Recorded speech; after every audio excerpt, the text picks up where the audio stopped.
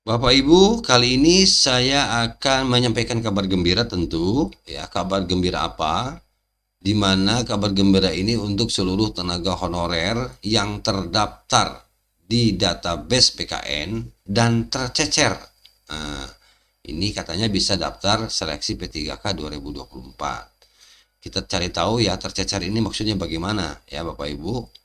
Sebab di sini kalau yang sudah terdaftar di database BKN kan nggak masalah, memang itu menjadi syarat. Nah, baik. Nanti kita coba cari tahu Bapak Ibu ya, terkait dengan kabar gembira yang dimaksud oleh Menpan RB. Untuk itu disimak Bapak Ibu sampai selesai.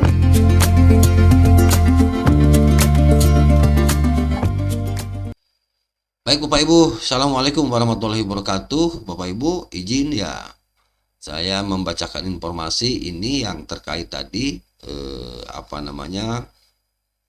honorer yang masuk database PKN dan tercecer. Nah, ini nanti kita cari tahu. Baik, izin ya. Seleksi P3K 2024 dibagi menjadi dua gelombang. Betul ya? Gelombang pertama dan gelombang kedua. Seleksi pegawai pemerintah dengan perjanjian kerja atau P3K 2024 gelombang pertama kini sudah akan memasuki tahap pengumuman. Nah, jadi sebentar lagi akan mereka masuk tahap pengumuman ya Bapak Ibu. Ya, dan waktu seleksi kompetensi.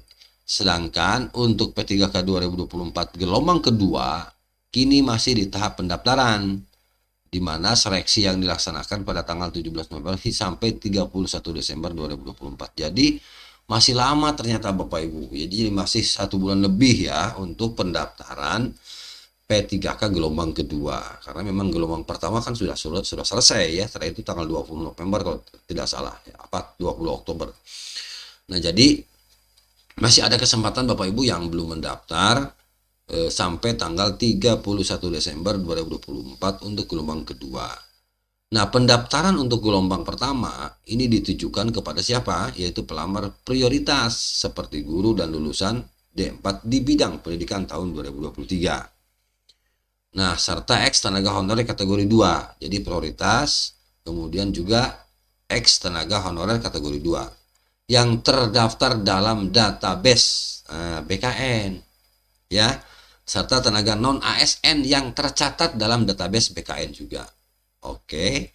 Nah, sedangkan pendaftaran untuk P3K 2020 pada gelombang kedua ya, gelombang kedua ini akan dimulai 17 November yang sudah lalu ya hingga 31 Desember. Yang ditujukan bagi tenaga. Nah, ini nih yang gelombang kedua itu Bapak Ibu ya, yang gelombang kedua itu adalah ditujukan kepada tenaga non ASN yang bekerja aktif di instansi pemerintah termasuk lulusan PPG yang melamar untuk formasi guru di instansi daerah. Ya. Nah, itu peruntukan gelombang kedua ya tadi. Oke. Kepala BKN Sumber Daya Manusia BKPSDM Kabupaten Kudus contohnya ini Bapak Ibu saya contohkan di sini ada Kabupaten Kudus nih ya.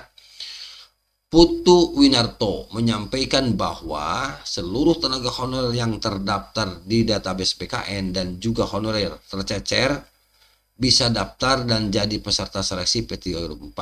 Nah, ini yang ada di Kudus. Nah, mudah-mudahan ini informasi ini maksudnya bisa dicontoh oleh daerah-daerah lain.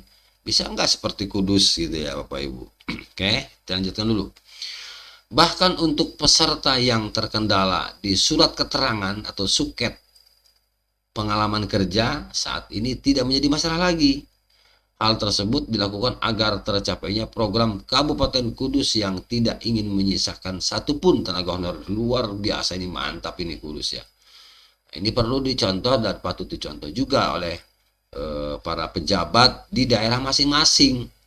Itu Bapak Ibu, ini luar biasa. Jadi kalau ada kekurangan ini itu kan bisa dipertanggungjawabkan oleh pemerintah daerah. Nah, hal tersebut dilakukan agar tercapainya program Kabupaten Kudus yang tidak ingin menyisakan. Wah, luar biasa. Tidak ingin programnya luar biasa Kudus ini, tidak ingin menyisakan satupun honorer. Tidak boleh ada yang tertunda. Mantap. Nah, Putut Winarno juga menyampaikan bahwa Kabupaten Kudus saat ini mengutamakan hak-hak tenaga honorer di dalam seleksi P3K 2024 ini.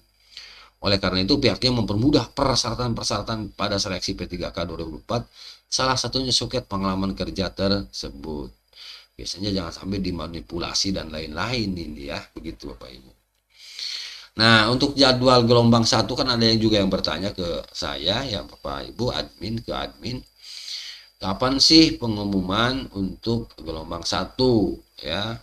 Lulus apa tidak, masuk paruh waktu atau penuh waktu begitu ya. Nah, jadi untuk jadwal ini Bapak Ibu mulai dari penjadwalan seleksi, pengumuman daftar peserta ya. Pengumuman daftar peserta, waktu dan lokasi seleksi kompetensi 26 November hingga 1 Desember. Jadi untuk pengumuman daftar pesertanya adalah nanti sampai tanggal 1 Desember waktunya, 1 minggu kalau tidak salah ya. Pelaksanaan seleksi kompetensi 2 sampai 9 Desember 2024. Pengolahan nilai seleksi kompetensi 7 sampai 23 Desember 2024. Oh, pasti lama ternyata Bapak Ibu. Pengumuman hasil kelulusan. Nah, ini pengumuman hasil kelulusan itu sampai 31 Desember 2024. Mulainya tanggal 24 ya. Sampai 31 Desember. Kurang lebih 1 minggu nih untuk pengumuman kelulusan. Nah, jadi kalau ada yang bertanya kapan, oh ini masih lama ya, sampai Desember. Integrasi nilai seleksi kompetensi dan teknis tambahan 13 hingga 28 Desember. Nah, ini yang penting nih, pengumuman hasil kelulusan akhir berapa? 24 sampai 31 Desember 2024. 1 minggu juga. Jadi nanti tinggal menunggu pengumuman hasil kelulusan ya, tanggal 24 sampai tanggal 31 Desember 2024. Itu gelombang yang pertama. Gelombang yang kedua kapan? Pengumuman seleksinya sudah ya, tanggal 1 sampai tanggal 30 November. Karena kalau tidak salah waktu itu pendaftarannya kan sampai tanggal 20 kalau salah ya. Oke. Dilanjutkan kepada gelombang kedua, maksudnya pendaftarannya. Nah, pendaftaran gelombang kedua ini tadi kan pengumuman seleksi ya. Periode pendaftaran seleksi untuk gelombang kedua 17 November sudah lalu, kurang lebih ada 9 hari sudah ya, sampai tanggal 31 Desember 2024. Nah, pelaksanaan seleksi administrasi baru 16 Desember sampai 3 Februari. Oh, masih jauh, masih lama. Pengumuman hasil seleksi administrasi 4 hingga 18 Februari 2024 tentu ya. Oke Bapak Ibu, itu saja ya informasi yang saya bagikan. Mudah-mudahan ini bisa mencerahkan, dan bismillah bagi yang sudah daftar, kita tinggal menunggu hasilnya. Saya berdoa semoga lancar dan banyak lulus gitu ya. Amin. Baik, terima kasih yang sudah menyimak bersama saya. Mudah-mudahan ini bermanfaat informasinya. Terima kasih. Assalamualaikum warahmatullahi wabarakatuh.